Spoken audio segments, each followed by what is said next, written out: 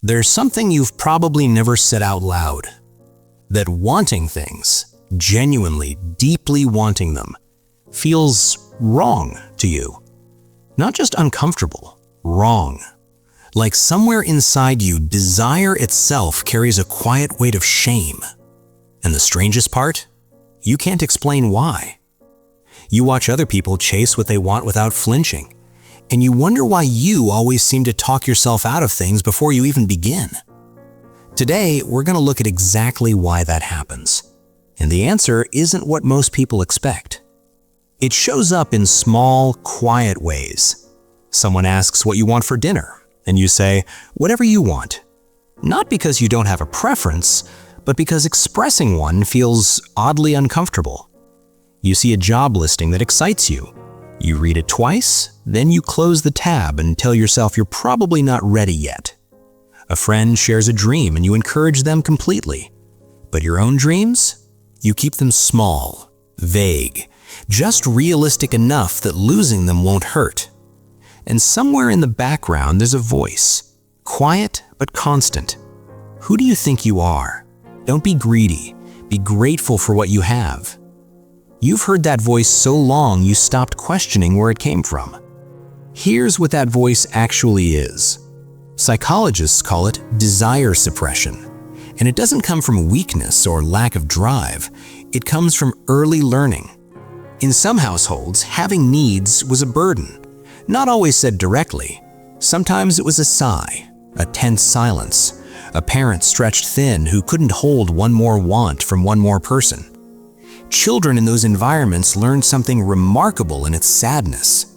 They learned that the most loving thing they can do is to stop wanting. So they do, quietly, completely. They shrink their desire as an act of devotion.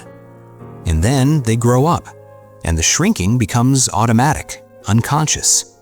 And what started as love becomes a life lived permanently on the surface of what's possible. Here's what's happening neurologically. When a child's needs are consistently met with stress, withdrawal, or guilt, the brain links desire to threat. The limbic system, which governs emotional safety, files desiring under danger. Over time, the moment ambition arises, the brain fires a stress response. Cortisol rises, the body tightens. Suddenly, the idea that felt exciting a moment ago now feels reckless, irresponsible, selfish. This isn't a character flaw. This is a conditioned survival response. Your brain learned that wanting things out loud had a cost, so it started charging you the price in advance before anyone else could. Imagine it this way. Imagine a bird raised in a cage. One day the door is opened, but the bird doesn't fly out. Not because it can't, but because its nervous system learned long ago that the space beyond the door wasn't safe, that the open air wasn't freedom, it was exposure. Your ambition is that bird. The cage door is open, has been for years maybe, but something inside you keeps choosing the familiar wire over the uncertain sky. The goal isn't to force the bird out, it's to slowly make the open air feel survivable again. So how do you begin doing that? Step 1. Name the original rule. Sit quietly and ask yourself, what was the unspoken rule about wanting things in the house I grew up in? Write it down, not to blame anyone, but because unnamed rules govern you invisibly. When you name them, you create distance, and distance creates choice. Neurologically, language activates the prefrontal cortex, the thinking brain, and reduces the limbic system's grip. You literally calm your threat response by naming it. Step 2. Practice micro-desires.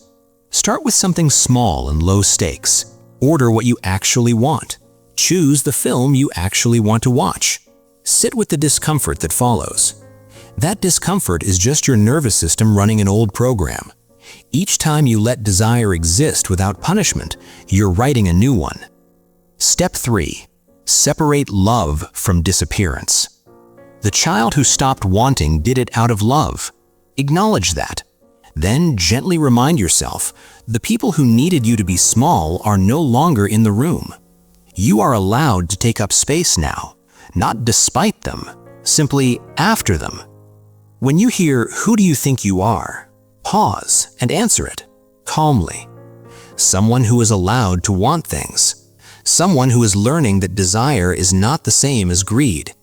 Someone practicing slowly the right to exist fully. Here is what connects all of this. You didn't lose your ambition. You protected it by hiding it somewhere shame couldn't reach it. The work isn't to manufacture drive from nothing. It's to create enough safety in your own nervous system that the wanting you've always carried can finally come forward without bracing for punishment. That's not a productivity problem. That's a healing process. And it moves at the speed of trust. Specifically, the trust you slowly rebuild with yourself. You were not born without desire. You were born into a space where desire had a cost. And you paid it, quietly, for a very long time. But the debt was never really yours. And the door has been open longer than you know.